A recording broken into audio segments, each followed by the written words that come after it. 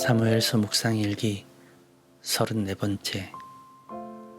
진정한 신앙은 하나님을 내 편으로 만드는 것이 아니라 내가 하나님 편에 서는 것입니다.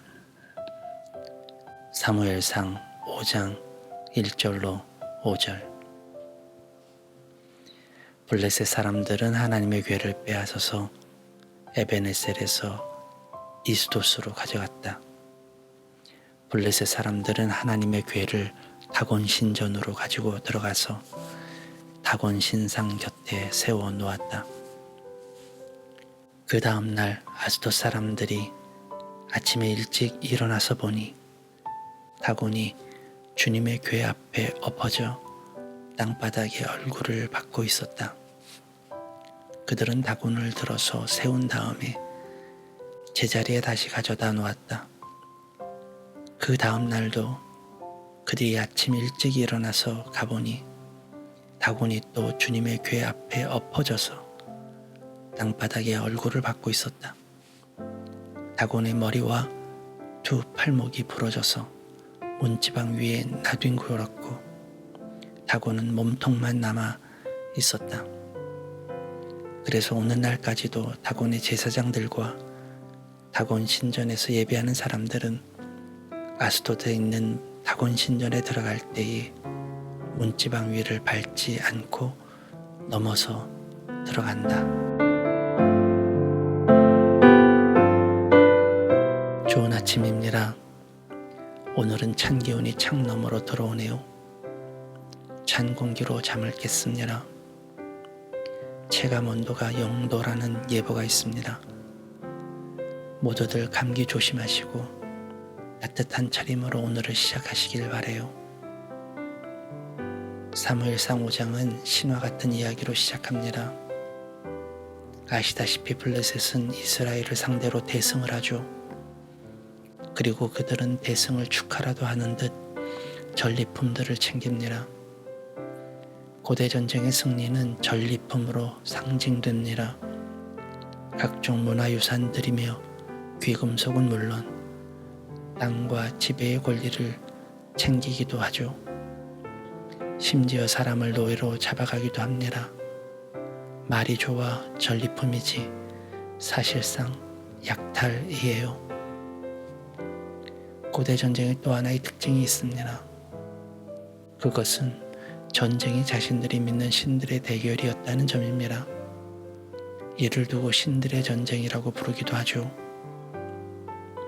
그래서 전쟁에 이기면 자신이 믿는 신이 더 우월하다는 것을 과시하기도 했습니다.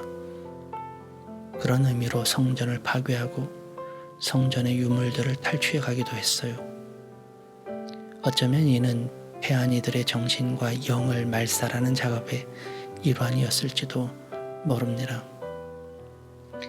이스라엘이 하나님의 법궤를 전쟁의 도구로 사용한 것 또한 고대 전쟁의 특징과도 같은 의미였을 거예요.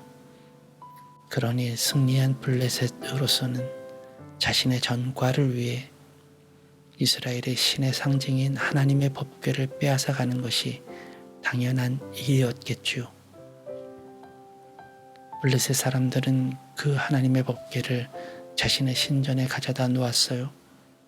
그들이 믿는 신은 다곤이었습니다. 다곤이라는 신은 역사가 깊습니다. 수메르에서 그리스에 이르기까지 곳곳에서 흔적이 있을 만큼 오래되었어요. 형상은 특이합니다. 사람과 물고기가 결합된 마치 인어공주를 연상케 하는 모양이었다고 해요. 때로는 문어와 같은 모양으로 상징되기도 하죠. 오늘 본문에 보면 그 신전에서 또 다른 전쟁이 일어납니다. 다곤 신상들이 넘어지고 깨어져 버린 것이죠. 보이지 않는 신들의 싸움이 일어난 듯 하죠. 그리고 승패가 정리되는 기분입니다.